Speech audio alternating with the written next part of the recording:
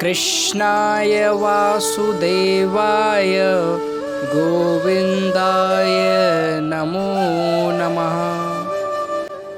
जय श्री कृष्णा। आज हम श्रीमद् भगवद गीता के द्वितीय अध्याय पर चर्चा करेंगे। इस अध्याय में शरणागत अर्जुन द्वारा अपने शोक की निवृत्ति का एकांतिक उपाय पूछे जाने पर पहले भगवान ने 30वें श्लोक तक आत्म तत्व का वर्णन किया है। सांख्य योग के साधन में आत्म तत्व का श्रवण, मनन और निषिद्धासन ही मुख्य है। यद्यपि इस अध्याय में 30वें श्लोक के बाद स्वधर्म का वर्णन करके कर्म योग स्वरूप भी समझाया गया है, परंतु उपदेश का आरंभ सांख्य योग से ही हुआ है और आत्म तत्व का वर्णन अन्य अध्यायों की अपेक्षा इसमें अधिक विस्तार पूर्वक हुआ है। इस कारण इस अध्याय का नाम सांख्य योग रखा गया है। भगवान श्री कृष्ण ने अर्जुन से क्या बात कही और किस प्रकार उसे युद्ध के लिए पुनः तैयार किया, यह सब बतलाने की आवश्यकता होने पर संजय अर्जुन की स्थिति का वर्णन करते हुए दूसरे अध्याय का आरंभ करते हैं। संजय उवाच तं तथा कृपयाविष्टम् अश्रुपूर्णाकुलेक्षणं विषीदन्तमिदं वाक्यमुवाच मधुसूदन। संजय बोले, उस प्रकार करुणा से व्याप्त और आंसुओं से पूर्ण तथा व्याकुल नेत्रों वाले शोकयुक्त उस अर्जुन के प्रति भगवान मधुसूदन ने यह वचन कहा। श्री भगवानुवाच कुतस्त्वाकस्मिल्मिदं विषमेशमुपस्थितम् अनार्यजुष्टमस्वर्गम्य कीर्तिर्कर्मर्जुन। श्री भगवान बोले, हे अर्जुन, तुझे इस असमय में यह मोह किस हेतु से प्राप्त हुआ? क्योंकि ना तो यह श्रेष्ठ पुरुषों द्वारा आचरित है, ना स्वर्ग को देने वाला है और ना कीर्ति को करने वाला ही है, ना तो ये कीर्ति को बढ़ा सकता है। क्लैब्यमास्मागम पार्थनेतप्युपद्यते शूद्रं हृदय दौर्बल्यम त्यक्तोत्तिष्ठ परंतप। इसलिए हे अर्जुन, नपुंसकता को मत प्राप्त हो, तुझ में यह उचित नहीं जान पड़ती। हे परंतप, हृदय की तुच्छ दुर्बलता को त्याग कर युद्ध के लिए खड़ा हो जा। भगवान के इस प्रकार कहने पर गुरुजनों के साथ किए जाने वाले युद्ध को अनुचित सिद्ध करते हुए 2 श्लोकों में अर्जुन अपना निश्चय प्रकट करते हैं। अर्जुन उवाच कथं भीष्महं संख्ये द्रोणं च मधुसूदन ईशुवी प्रत्योस्यामि पूजार्वा वारीसुदन। अर्जुन बोले, हे मधुसूदन, मैं रणभूमि में किस प्रकार बाणों से भीष्म पितामह और द्रोणाचार्य के विरुद्ध लड़ूंगा, क्योंकि हे हरिसुदन, वे दोनों ही पूजनीय हैं। गुरुन् हत्वा हि महानुभावच्छेयो भोक्तुं भैक्ष्यमपि लोके हत्वार्थकामांस्तु गुरुनिहेव भुज्य भोगान रुधिर प्रादिग्धान। इसलिए इन महानुभाव गुरुजनों को ना मारकर मैं इस श्लोक में भिक्षा का अन्न भी खाना कल्याणकारक समझता हूँ, क्योंकि गुरुजनों को मारकर भी इस श्लोक में रुद्र से सने हुए अर्थ और काम रूपी भोगों का ही तो भोगूंगा। इस प्रकार अपना निश्चय प्रकट कर देने पर भी जब अर्जुन को संतोष नहीं हुआ और अपने निश्चय में शंका उत्पन्न हो गई, तब वे फिर कहने लगे, ना चैत दुदुमा कतरन्नो गरीयो यजाजयेम यदि वानुजाययु यानेव हत्वाना जिजीविषामस्तिवस्थिता प्रमुखो धातराष्ट्र। हम यह भी नहीं जानते कि हमारे लिए युद्ध करना और ना करना इन दोनों में से कौन सा श्रेष्ठ है, अथवा यह भी नहीं जानते कि उन्हें हम जीतेंगे या हमको वे जीतेंगे, और जिनको मारकर हम जीना नहीं चाहते वे ही हमारे आत्मीय धृतराष्ट्र के पुत्र हमारे मुकाबले में खड़े हैं। इस प्रकार कर्तव्य का निर्णय करने में अपनी असमर्थता प्रकट करने के बाद अब अर्जुन भगवान की शरण ग्रहण करके अपना निश्चित कर्तव्य बताने के लिए उनसे प्रार्थना करते हैं। कार्पण्य दोषोपहत स्वभाव पश्यामि त्वां धर्म सम्मूढ़चेतः यच्छेयमिष्याश्च निष्ठा ब्रूहि तन्मे शिष्यस्तेऽहं शाधि मां त्वां प्रपन्नम्। इसलिए कायरता रूप दोष से उपहत हुए स्वभाव वाला तथा धर्म के विषय में मोहित चित्त हुआ है, मैं आपसे पूछता हूँ कि जो साधन निश्चित कल्याणकारक हो वह मेरे लिए कहिए, क्योंकि मैं आपका शिष्य हूँ, इसलिए आपके शरण हुए मुझको शिक्षा दीजिए। इस प्रकार शिक्षा देने के लिए भगवान अर्जुन से प्रार्थना करते हैं कि हे प्रभु, मुझे सही मार्ग पर लाइए और मुझे ज्ञान दीजिए, मैं आपका शिष्य हूँ। नाहि प्रपश्यामि ममापनुधाचको मुच्छुकुड़मिन्द्रियाणामवाप्य भूमात् सत्प्रसमृद्धं राज्यं शूरणमापि चाधिपत्यम्। क्योंकि भूमि में निष्कंटक धन धान्य संपन्न राज्य को और देवताओं को समीपने को प्राप्त होकर भी मैं उस उपाय को नहीं देखता हूँ जो मेरी इंद्रियों को सुखाने वाले शोक को दूर कर सके। अर्जुन भगवान से कहते हैं कि हे प्रभु, मुझे ऐसा कोई भी रास्ता नहीं दिख रहा है जिससे मैं अपने आप को इस समस्या से बाहर निकाल सकूं। इसके बाद अर्जुन ने क्या किया यह बतलाया जाता है। संजय उवाच एव मुक्ता ऋषिकेशं गुडाकेश परन्तपः नायोत्स्यैति गोविंद मुक्त्वा तूष्णी बभूवः। संजय बोले, हे राजन, निद्रा को जीतने वाले अर्जुन अंतर्यामी श्री कृष्ण महाराज के प्रति इस प्रकार कहकर फिर श्री गोविंद भगवान से युद्ध नहीं करूंगा यह स्पष्ट कहकर चुप हो गए। इस प्रकार अर्जुन के चुप हो जाने पर भगवान श्री कृष्ण ने क्या किया, इस जिज्ञासा पर संजय कहते हैं। तमुवाच ऋषिकेश प्रहसन्नेव भारत सेनयोर्मयोर्मध्ये विषीदन्तमिदं वचः। हे भरतवंशी धृतराष्ट्र, अंतर्यामी श्री कृष्ण महाराज दोनों सेनाओं के बीच में शोक करते हुए उस अर्जुन को हंसते हुए से यह वचन बोले।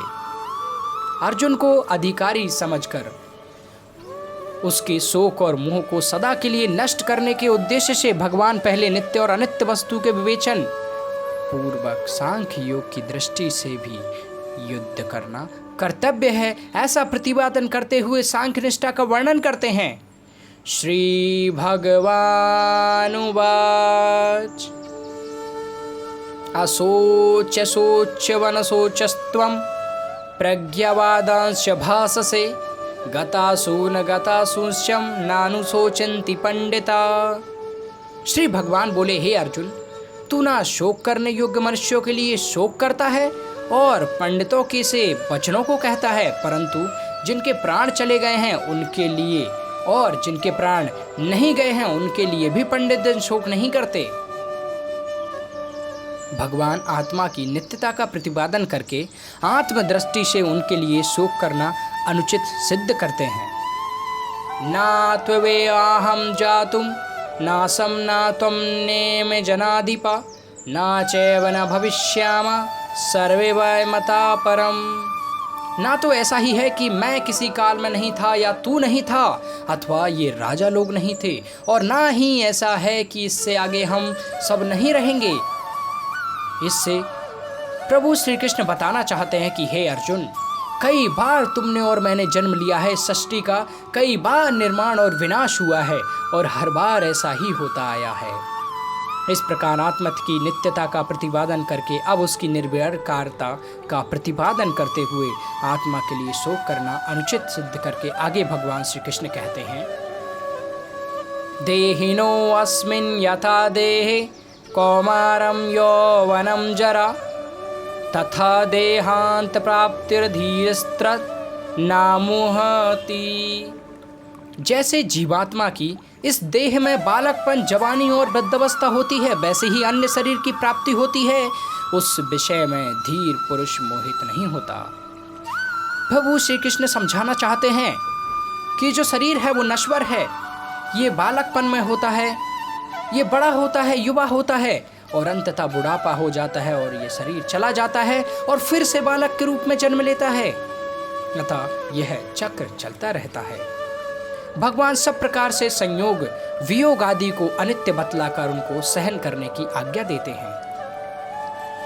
मात्र स्पर्शातु कौन्तेय शीतोष्ण सुख दुखदा आगामापायनो अनित्य स्थान्ति चिश्व भारत। हे कुंती पुत्र, सर्दी गर्मी और सुख दुख को देने वाले इंद्रियों और विषयों के संयोग तो उत्पत्ति विनाशशील और अनित्य हैं, इसलिए हे भारत उनको तू सहन कर। भगवान श्री कृष्ण कहते हैं कि सर्दी गर्मी सुख दुख ये सब तो नित्य हैं, ये तो आते जाते रहते हैं, अतः तू इनको सहन कर। इन सब को सहन करने से क्या लाभ होगा, इस जिज्ञासा पर भगवान श्री कृष्ण कहते हैं यम ही न व्यथयन्ते पुरुषम पुरुषर्षभा शम दुखम सुखम धीरम शो अमृतत्वाय कल्पते। श्री कृष्ण कहते हैं क्योंकि हे पुरुष श्रेष्ठ, दुख सुख को समान समझने वाले जिस धीर पुरुष को ये इंद्रियां और विषयों के संयोग व्याकुल नहीं करते, वह मोक्ष के योग्य होता है।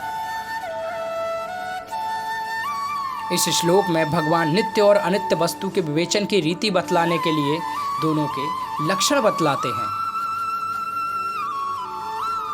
नासितो विदते भावो न भावो विदते सता उभयोरपि दृष्टो अंतस्तत्त्वनोस्ततुदिच्छिदीर्भि। असत वस्तु की तो सत्ता नहीं है और सत का अभाव नहीं है, इस प्रकार इन दोनों को ही तत्वज्ञानी पुरुष द्वारा देखा गया है। पूर्व श्लोक में जिस सत तत्व के लिए यह कहा गया है कि उसका अभाव नहीं है, वह सत तत्व क्या है, इस जिज्ञासा पर अब भगवान श्री कृष्ण कहते हैं अविनाशी तु तद्विधि येन शर्मिदं ततं विनाशमभ्यस्याय न कश्चित् कर्तुमर्हसि। नाश रहित तो तू उनको जान जिससे यह संपूर्ण जगत दृश्य वर्ग व्याप्त है। इस अविनाशी का विनाश करने में कोई भी समर्थ नहीं है। इस प्रकार सत तत्व की व्याख्या हो जाने पर अनंतर पूर्वोक्त असत वस्तु क्या है, असत वस्तु के बारे में इस जिज्ञासा पर भगवान श्री कृष्ण कहते हैं अन्त्वन्ता इमे देहा नित्यस्योक्ता शरीरेण अनाशिनो अप्रेमस्य तस्माद्धुदस्व भारत। इस नाश रहित अप्रमेय नित्य स्वरूप जीवात्मा के सब शरीर नाशवान कहे गए हैं, इसलिए हे भरतवंशी अर्जुन तू युद्ध कर। अगले श्लोकों में आत्मा को मरने या मारने वाला मानना अज्ञान है, यह कहकर उसका समाधान प्रभु श्री कृष्ण करते हैं। याएनं वृत्ति हंतातरं यश्चैनं मन्यते हतम् उभो तो न विजानीतो नायं हन्ति न हन्यते।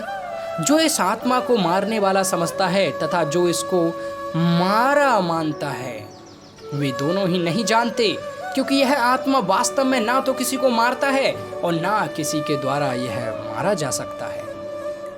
पूर्व श्लोक में यह कहा कि आत्मा किसी के द्वारा नहीं मारा जा सकता। इस पर जिज्ञासा होती है कि आत्मा किसी के द्वारा नहीं मारा जाता, इसमें क्या कारण है? इसके उत्तर में भगवान आत्मा में सब प्रकार के विकारों का भाव बतलाते हुए उसके स्वरूप का प्रतिपादन करते हैं। ना जायते म्रियते वा कदाचिन्नायं भूत्वा भविता वा न भूय अजो नित्य शाश्वतो वयं पुराणो न हन्यते हन्यमाने शरीरे। यह आत्मा किसी काल में ना तो जन्मता है और ना ही मरता है, तथा यह ना उत्पन्न हो फिर होने वाला ही है, क्योंकि यह अजन्मा नित्य सनातन और पुरातन है। शरीर के मारे जाने पर भी यह नहीं मारा जाता। 19वें श्लोक में भगवान ने यह बात कही कि आत्मा ना तो किसी को मारता है ना किसी के द्वारा मारा जाता है। उसके अनुसार 20वें श्लोक में उसे विकार रहित बतलाकर इस बात का प्रतिपादन किया है कि वह क्यों नहीं मारा जाता। अब अगले श्लोक में प्रभु यह बताते हैं कि आत्मा को आखिर क्यों नहीं मारा जा सकता। वेदा विनाशिनम नित्यम याएनमज्बव्यम कथम चा पुरुष पार्थ कम घातयन्ति हन्तिकम। हे प्रथापुत्र अर्जुन, जो पुरुष इस आत्मा को नाश रहित नित्य जन्मा और अव्यय जानता है, वह पुरुष कैसे किसको मरवाता है और कैसे किसको मारता है। आत्मा का जो एक शरीर से संबंध छूटकर दूसरे शरीर से संबंध होता है, उसमें उसे अत्यंत कष्ट होता है, अतः उसके लिए शोक करना कैसे अनुचित है। इस पर श्री कृष्ण कहते हैं, वसांसि जीर्णानि यथा विहाय नवानि गृह्णाति नरोपराणि तथा शरीराणि विहाय जीर्णान्यानि संयाति नवानि देहि। जैसे मनुष्य अपने पुराने वस्त्रों को त्याग कर दूसरे नए वस्त्रों को ग्रहण करता है, वैसे ही जीवात्मा पुराने शरीर को त्याग कर दूसरे नए शरीर को प्राप्त होता है। इस प्रकार एक शरीर से दूसरे शरीर के प्राप्त होने में शोक करना अनुचित सिद्ध करके अब भगवान आत्मा का स्वरूप दुर्विज्ञेय होने के कारण पुनः 3 श्लोकों द्वारा प्रकांतार से उसकी नित्यता, निराकारता और निर्विकारता का प्रतिपादन करते हुए उसके विनाश की आशंका से शोक करना अनुचित सिद्ध करते हैं। नैनम छिन्दन्ति शस्त्राणि नैनम दहति पावका न चैनम क्लेद्यन्तापो न शोषयति मारुता। इस आत्मा को शस्त्रादि से नहीं काटा जा सकता, आग इसको जला नहीं सकती, जल इसको गला नहीं सकता और वायु इसको सुखा नहीं सकती। अच्छेदो अयं महादो अहं क्लेशोद्दुशोष्यैव च नित्य सर्वगता स्थाणुर्चलो अयं सनातना। क्योंकि यह आत्मा अच्छे है, यह आत्मा अदाद अक्लेद और निसंदेह अशोष्य है, तथा यह आत्मा नित्य सर्वव्यापी अचल स्थिर रहने वाला और सनातन है।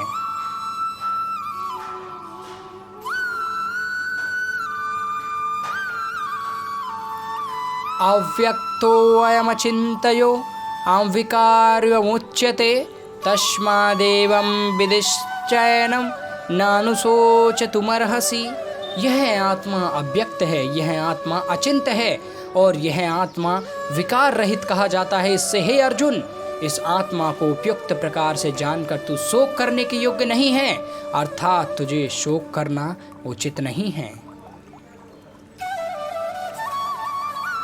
उपर्युक्त श्लोकों में भगवान ने आत्मा को अजन्मा और अविनाशी बतलाकर उसके लिए शोक करना अनुचित सिद्ध किया है। अब 2 श्लोकों द्वारा आत्मा को औपचारिक रूप से जन्मने मरने वाला मानने पर भी उसके लिए शोक करना अनुचित है, ऐसा भगवान श्री कृष्ण बताते हैं। अथ चैनम नित्य जातम नित्यं वा मन्यसे मृतम तथापि त्वं महाबाहो नैवं शोचितुमर्हसि। किंतु यदि तू इस आत्मा को सदा जन्मने वाला तथा सदा मरने वाला मानता हो तो भी हे महाबाहु, तू इस प्रकार शोक करने के योग्य नहीं है। जातस्य हि ध्रुवो मृत्युं ध्रुवं जन्म मृतस्य च तस्माद् परिहार्ते अर्थे न तुम शोचितुमर्हसि। क्योंकि इस मान्यता के अनुसार जन्मे हुए की मृत्यु निश्चित है और मरे हुए का जन्म निश्चित है, इससे भी इस बिना उपाय वाले विषय में तू शोक करने के योग्य नहीं है। पूर्व श्लोकों द्वारा जो आत्मा को नित्य जन्मा अविनाशी मानते हैं और जो सदा जन्मने मरने वाला मानते हैं, उन दोनों के मत से ही आत्मा के लिए शोक करना नहीं बनता। यह बात सिद्ध की गई।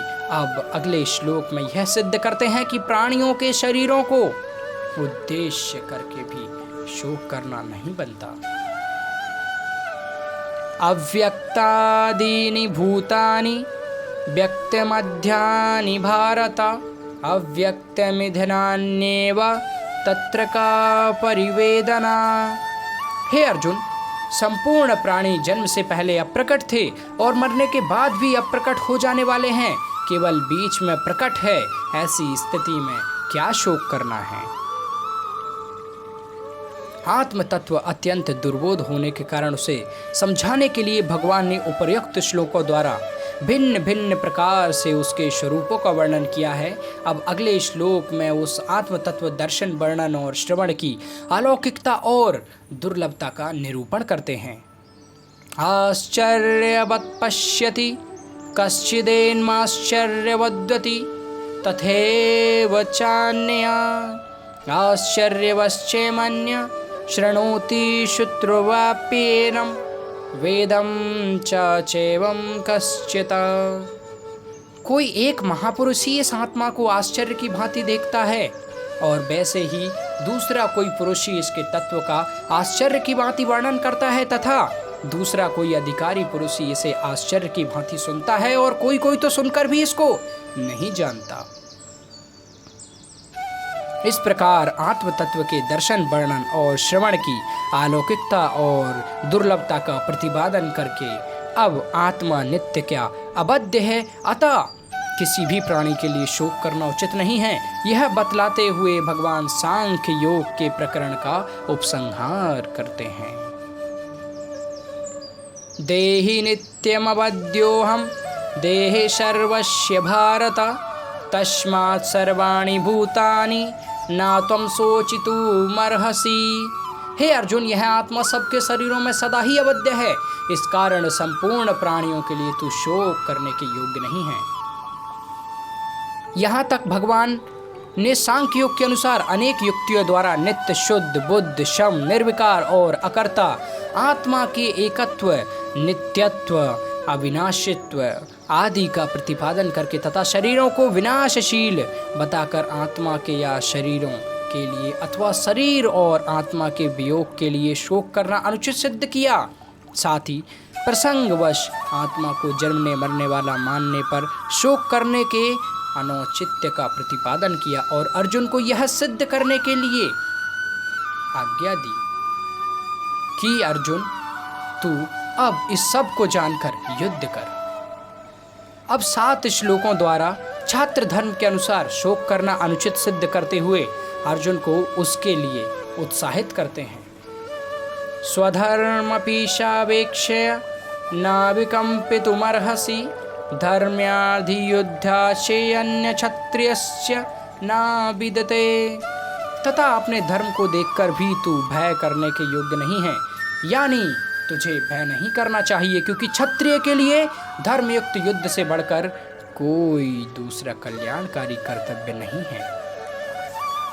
यदृश्या चोपपत्रम स्वर्गद्वारमपावृतम सुखिना क्षत्रिया पार्थ लभन्ते युद्धमीदृशम। हे पार्थ, अपने यहाँ प्राप्त हुए और खुले हुए स्वर्ग के द्वार रूप इस प्रकार के युद्ध को भाग्यवान क्षत्रिय लोग ही पाते हैं। इस प्रकार धर्म में युद्ध करने के लाभ दिखलाने के बाद अब उसे ना करने में हानि दिखलाते हुए भगवान अर्जुन को युद्ध के लिए उत्साहित करते हैं।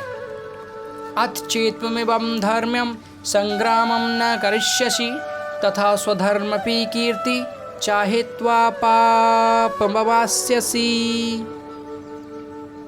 किंतु यदि तू इस धर्मयुक्त युद्ध को नहीं करेगा तो स्वधर्म और कीर्ति को खोकर पाप को प्राप्त होगा। अकीर्ति चापि भूतानि कथिष्यन्ति ते अव्यवाय संभवितस्य चाकीर्तिर्मरणदित्यर्च्यते। तथा सब लोग तेरी बहुत काल तक रहने वाली अपकीर्ति का भी कथन करेंगे और माननीय पुरुष के लिए अपकीर्ति मरण से भी बढ़कर है। भयाद्रणादुपरतं मश्यन्यते त्वां महारथ येषां चा त्वं बहुमतो भूत्वा यास्यसि लाघवम्। और जिनकी दृष्टि में तू पहले बहुत सम्मानित होकर अब लघुता को प्राप्त होगा, वे महारथी लोग तुझे भय के कारण युद्ध से हटा हुआ मानेंगे।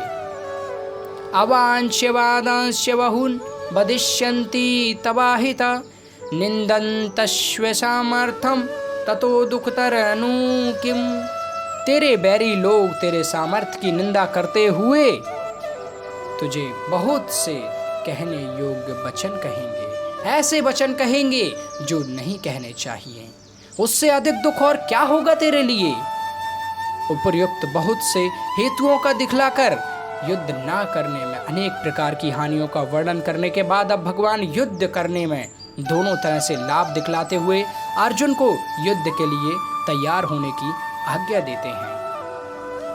हतो वा प्रापवश्यसि स्वर्गं जित्वा वा भोक्ष्यसे मुहिं तस्मादुष्टितं कौन्तेय युद्धाय कृतनिश्चया। या तो तू युद्ध में मारा जाकर स्वर्ग को प्राप्त होगा अथवा संग्राम में जीतकर पृथ्वी का राज्य भोगेगा। इस कारण हे अर्जुन, तू युद्ध के लिए निश्चय करके खड़े हो जा। उपर्युक्त श्लोक में भगवान ने युद्ध का फल राज्य सुख या स्वर्ग की प्राप्ति तक बतलाया, किंतु अर्जुन ने तो पहले ही कह दिया था कि इस श्लोक के राज्य की तो बात ही क्या है। मैं त्रिलोकी के राज्य के लिए भी अपने कुल का नाश नहीं करना चाहता। आता जिसे राज्य सुख और स्वर्ग की इच्छा ना हो उसको किस प्रकार युद्ध करना चाहिए, यह बात अगले श्लोक में बतलाई गई है। सुख दुखे समे कृत्वा लाभ लाभो जया जयो ततो युद्धाय युजस्व नैव पापम अवश्यसि। जय पराजय लाभ हानि और सुख दुख को समान समझकर उसके बाद युद्ध के लिए तैयार हो जा। इस प्रकार युद्ध करने से तू पाप को प्राप्त नहीं होगा। यहाँ तक भगवान ने सांख्य योग के सिद्धांत से तथा छात्र धर्म की दृष्टि से युद्ध का औचित्य सिद्ध करके अर्जुन को समता पूर्वक युद्ध करने की आज्ञा दी। अब कर्मयोग से सिद्धांत से युद्ध का औचित्य बतलाते के लिए कर्मयोग के वर्णन की प्रस्तावना करते हैं। एषा ते अभिहिता सांख्ये बुद्धिर्योगे तुमां शृणु बुद्ध्या युको यया पार्थ कर्मबंध प्रहास्यसि। हे पार्थ, यह बुद्धि तेरे लिए ज्ञान योग के विषय में कही गई है। अब तू इसके कर्म योग के विषय में सुन कि जिस बुद्धि से युक्त हुआ तू कर्मों के बंधन को भली भांति त्याग देना यानी सर्वथा नष्ट कर डालेगा। इस प्रकार कर्म योग के वर्णन की प्रस्तावना करके अब उसका रहस्यपूर्ण महत्व बतलाते हैं। भगवान श्री कृष्ण कहते हैं, नेहाभिक्रमनाशो अस्ति प्रत्वायो न विद्यते स्वल्पमस्य धर्मस्य त्रायते महतो भयात्। इस कर्म योग में आरंभ का अर्थात बीज का नाश नहीं है और उल्टा फल रूप दोष भी नहीं है, बल्कि इस कर्म योग रूप धर्म का थोड़ा सा भी साधन जन्म रूप महान भय से रक्षा कर लेता है।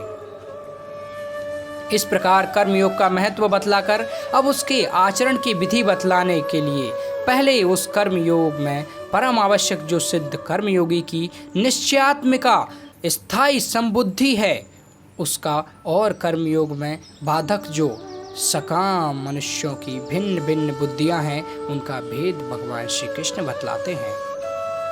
व्यवसायात्मिका बुद्धि रेकः कुरु नंदन बहुशाखा अनंताश्च बुद्ध्यो अव्ययसायिनाम।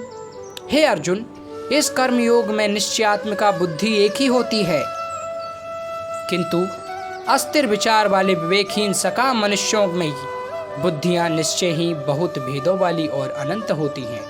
इस प्रकार कर्मयोगी के लिए अवश्य धारण करने योग्य निश्चयात्मिका बुद्धि का और त्याग करने योग्य सकाम मनुष्यों की बुद्धियों का स्वरूप बतलाकर अब 3 श्लोक में सकाम भाव को त्याज्य बतलाते के लिए सकाम मनुष्य का स्वभाव सिद्धांत और आचार व्यवहार का वर्णन श्री कृष्ण करते हैं। यामिमां पुष्पिता वाचम प्रवदन्त्यभिपिश्चिता वेदवार्दता पार्थ नन्यस्दीति वादिना कामात्मना स्वर्गपरा जन्म कर्म फल प्रदान क्रिया विशेष बहुल भोगेश्वर्य गतिं प्रति भोगेश्वर्य प्रसक्तानां तयापत्तचेतसां व्यवसायात्मिका बुद्धि समाधो न विधीयते।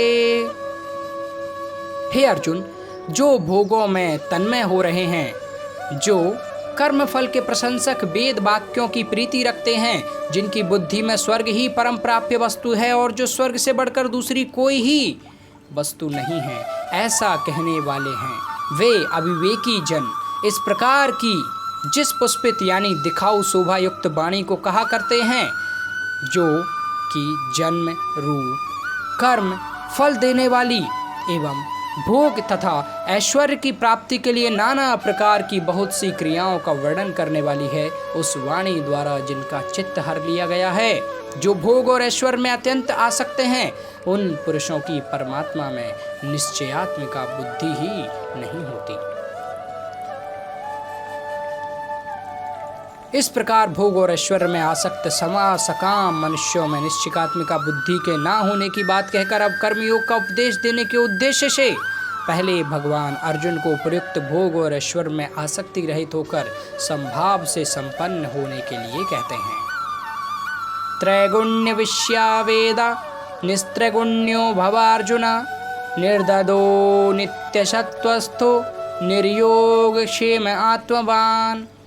हे अर्जुन, वेद उपर्युक्त प्रकार से तीनों गुणों के कार्य रूप समस्त भोगों एवं उनके साधनों का प्रतिपादन करने वाले हैं, इसलिए तू उन भोगों एवं उनके साधनों आसक्तिहीन हर्ष शोक आदि द्वंद्वों से रहित नित्य वस्तु परमात्मा में स्थित योगक्षेम को ना चाहने वाला और स्वाधीन अंतःकरण वाला हो।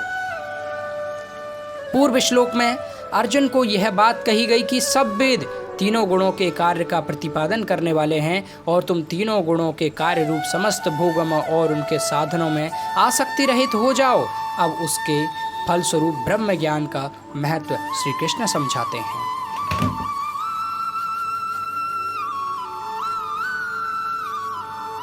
उपर्युक्त श्लोक में यह बात कही गई कि तुमको ना तो कर्मों का फल हेतु बनना चाहिए और ना कर्मों को करने में आसक्ति होनी चाहिए, अर्थात कर्मों का भी त्याग नहीं करना चाहिए। इस पर यह जिज्ञासा होती है कि तो फिर किस प्रकार कर्म करना चाहिए। इसलिए भगवान कहते हैं, योगस्त कुरु कर्मण सगम त्यक्त्वा धनंजय सिद्ध्य सिद्धियो समो भूत्वा समत्वम योग उच्यते।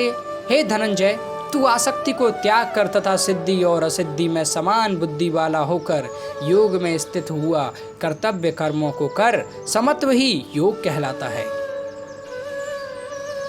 इस प्रकार कर्म योग की प्रक्रिया बतलाकर अब सकाम भाव की निंदा और संभाव रूप बुद्धि योग का महत्व प्रकट करते हुए भगवान अर्जुन को उसका आश्रय लेने की आज्ञा देते हैं। दूरेण वरम कर्म बुद्धि योग धनंजय बुद्धो शरणमभिक्ष्य कृपणा फल हेतवा। इस समत्व रूप बुद्धि योग से सकाम कर्म अत्यंत ही निम्न श्रेणी का है, इसलिए हे धनंजय, तू समबुद्धि में ही रक्षा का उपाय ढूंढ, अर्थात बुद्धि योग का ही आश्रय ग्रहण कर, क्योंकि फल के हेतु बनने वाले अत्यंत दीन हैं। इस प्रकार अर्जुन को सत्य का आश्रय लेने की आज्ञा देकर अब 2 श्लोकों में उसे समता रूप बुद्धि से युक्त महापुरुषों की प्रशंसा करते हुए भगवान अर्जुन को कर्मयोग का अनुष्ठान करने की पुनः आज्ञा देकर उसका फल बतलाते हैं। बुद्धि युक्तो जहाति है उभे शुक्र दुष्कृते तस्मुदो घाय युजस्व योग कर्मसु कौशलम। समबुद्धि युक्त पुरुष पुण्य और पाप दोनों को इसी लोक में त्याग देता है, अर्थात उनसे मुक्त हो जाता है। इसमें तू समत्व रूप योग में लग जा। यह समत्व रूप योग ही कर्मों में कुशलता है, अर्थात कर्म बंधन से छूटने का उपाय है। कर्मजं बुद्धि युक्ता ही फलम त्यक्त्वा मनीषिणा जन्म बंध विनिर्मुक्ता पदम गच्छत्यनामयम्। क्योंकि समबुद्धि से युक्त ज्ञानी उन कर्मों से उत्पन्न होने वाले फल को त्याग कर जन्म रूप बंधन से मुक्त हो निर्विकार परम पद को प्राप्त हो जाते हैं। भगवान ने कर्मयोग के आचरण द्वारा अनामय पद की प्राप्ति बतलाई है। इस पर अर्जुन को यह जिज्ञासा हो सकती है कि अनामय परम पद की प्राप्ति मुझे कब और कैसे होगी। इसके लिए भगवान 2 श्लोकों में कहते हैं, यदा ते मोह कलिलम बुद्धिर्व्यतरिष्यति तदा गन्तासि निर्वेदम श्रोतवस्य श्रुतस्य च। जिस काल में तेरी बुद्धि मोह रूप दलदल को भली भांति पार कर जाएगी, उस समय तू सुने हुए और सुनने में आने वाले इस लोक और परलोक संबंधी सभी भोगों से वैराग्य को प्राप्त हो जाएगा। श्रुति विप्रतिपन्न ते यदा स्थयिष्यति निश्चला समाधावचला बुद्धिस्तदा योगमवाप्स्यसि। भांति भांति के वचनों को सुनने से विचलित हुई तेरी बुद्धि जब परमात्मा में अचल और स्थित ठहर जाएगी, तब तू योग को प्राप्त हो जाएगा, अर्थात तेरा परमात्मा से नित्य संयोग हो जाएगा। पूर्व श्लोकों में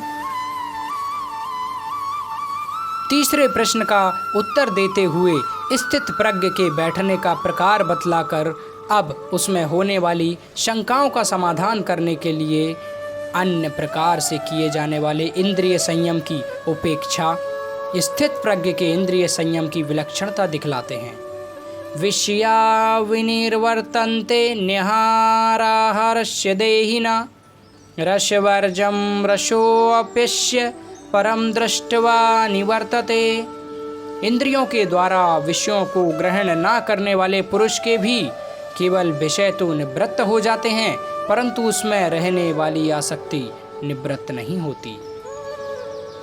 आसक्ति का नाश और इंद्रिय संयम नहीं होने से क्या हानि है, इस पर प्रभु श्री कृष्ण कहते हैं, ययतो हापि कौन्तेय पुरुषस्य विपश्चिता इंद्रियाणि प्रमातीनि हरन्ति प्रशभं मना।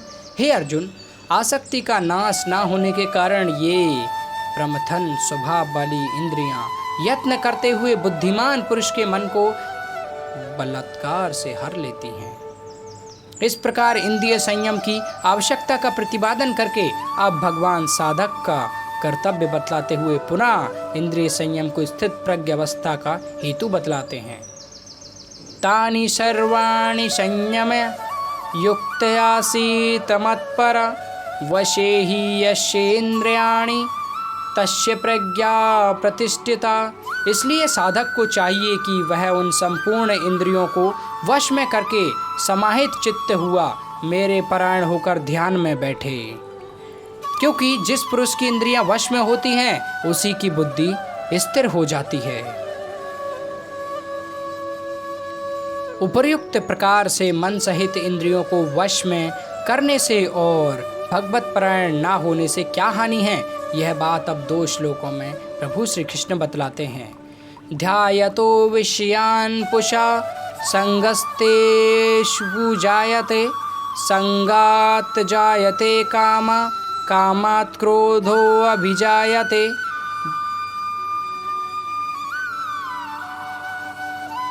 विषयों का चिंतन करने वाले पुरुष की उन विषयों में आसक्ति हो जाती है, आसक्ति से उन विषयों की कामना उत्पन्न होती है और कामना में विघ्न पड़ने से क्रोध उत्पन्न होता है। क्रोधाद् भवति सम्मोहः सम्मोहात् स्मृति विभ्रमा स्मृति भ्रंशात् बुद्धिनाशो बुद्धिनाशे प्रणश्यति। क्रोध से अत्यंत मूढ़ भाव उत्पन्न हो जाता है, मूढ़ भाव से स्मृति में भ्रम हो जाता है, स्मृति में भ्रम हो जाने से बुद्धि अर्थात ज्ञान शक्ति का नाश होता है और बुद्धि का नाश हो जाने से यह पुरुष अपनी स्थिति से गिर जाता है। इस प्रकार मन सहित इंद्रियों को वश में करने वाले मनुष्य ने पतन का क्रम बतलाकर अब भगवान स्थिर प्रज्ञ योगी कैसे चलता है, इस छोटे प्रश्न का उत्तर आरंभ करते हुए पहले 2 श्लोकों में जिनके मन और इंद्रियों वश में होते हैं ऐसे साधक द्वारा विषयों में विचरण किए जाने का प्रकार और उसका फल बतलाते हैं। राग द्वेष वियुक्तस्तु विषयानिन्द्रियश्चरन् आत्मवश्यैर्विधि आत्मा प्रसादमधिगच्छति। परंतु अपने अधीन किए हुए अंतःकरण वाला साधक अपने वश में की हुई राग द्वेष से रहित इंद्रियों द्वारा विषयों में विचरण करता हुआ अंतःकरण की प्रसन्नता को प्राप्त होता है। प्रसादे सर्व दुखानां हानिरस्योत्पजायते प्रसन्न चेतसो हासु बुद्धि पर्यवतिष्ठते। अंतःकरण की प्रसन्नता होने पर इसके संपूर्ण दुखों का अभाव हो जाता है और इस प्रसन्न चित्त वाले कर्मयोगी की बुद्धि शीघ्र ही सब ओर से हटकर एक परमात्मा में ही भली भांति स्थिर हो जाती है। इस प्रकार मन और इंद्रियों को वश में करके अनासक्त भाव से इंद्रियों द्वारा व्यवहार करने वाले साधक को सुख शांति और स्थित प्रज्ञ अवस्था प्राप्त होने की बात कहकर अब दो श्लोकों द्वारा इससे विपरीत जिसके मन इंद्रिय जीते हुए नहीं हैं ऐसे विषयासक्त मनुष्य में सुख शांति का अभाव दिखलाकर विषयों के संग से उसकी बुद्धि को विचलित हो जाने का प्रकार बतलाते हैं।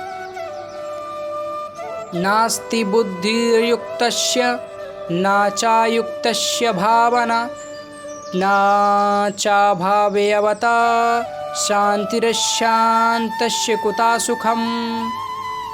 ना जीते हुए मन और इंद्रियों वाले पुरुष में निश्चयात्मिका बुद्धि नहीं होती और उस अयुक्त मनुष्य के अंतःकरण में भावना भी नहीं होती तथा भावनाहीन मनुष्य को शांति नहीं मिलती और शांति रहित मनुष्य को सुख कैसे मिल सकता है।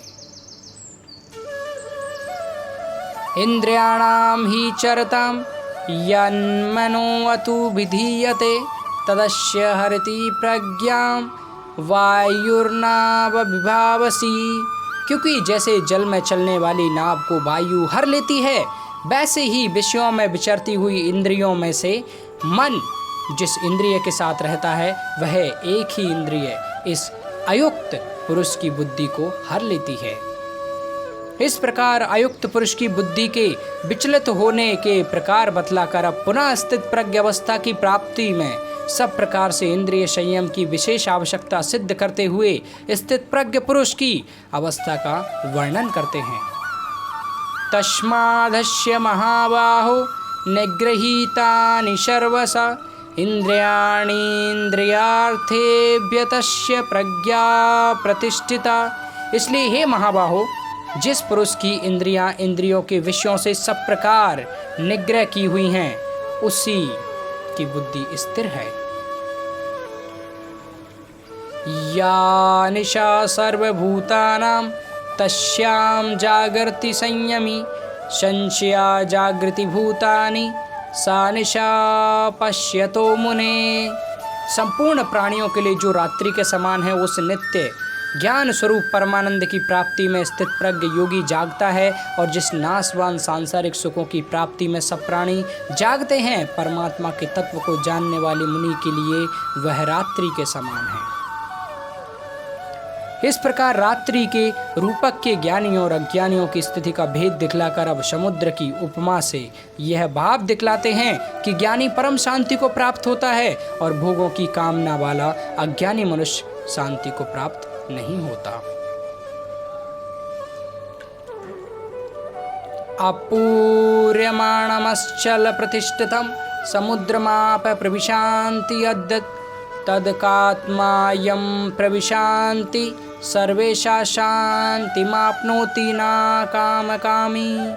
जैसे नाना नदियों के जल और सब ओर से परिपूर्ण अचल प्रतिष्ठा वाले समुद्र में उसको विचलित ना करते हुए ही समा जाते हैं वैसे ही सब लोग जिस स्थिर प्रज्ञ पुरुष में किसी प्रकार का विकार उत्पन्न किए बिना ही समा जाते हैं वह पुरुष अशांति को प्राप्त होता है, भोगों को चाहने वाला नहीं।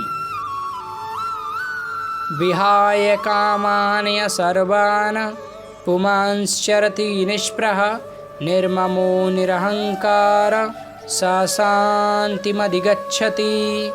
जो पुरुष संपूर्ण कामनाओं को त्याग कर समत रहित अहंकार रहित और स्पृहा रहित हुआ विचरता है वही शांति को प्राप्त होता है अर्थात वह शांति को प्राप्त होता है। इस प्रकार अर्जुन के चारों प्रश्नों का उत्तर देने के अनंतर अब स्थित प्रज्ञ पुरुष का महत्व बतलाते हुए अध्याय का उपसंहार करते हैं। एष ब्राह्मी स्थिति पार्थनेन प्राप्य विमोहति स्थित्वा पश्यमन्तकाले अपि ब्रह्म विनिर्माणमर्चति। हे अर्जुन, यह ब्रह्म को प्राप्त पुरुष की स्थिति है। इसको प्राप्त होकर योगी कभी मोहित नहीं होता और अंतकाल में भी इस स्थिति में स्थित होकर ब्रह्मानंद को प्राप्त होता है। ओम सत्सिद्धि। श्रीमद्भगवत गीतासूपनिषत् ब्रह्म विद्याया योग सांख्ये श्री कृष्णार्जुन संवादे सांख्य योग नाम द्वितीय अध्याय। यहाँ भगवान श्री कृष्ण के द्वारा दिए हुए ज्ञान के द्वितीय अध्याय सांख्य योग का समापन होता है और अब आगे भगवान श्री कृष्ण तृतीय अध्याय में अर्जुन को दिव्य ज्ञान प्रदान करेंगे। जय श्री कृष्ण।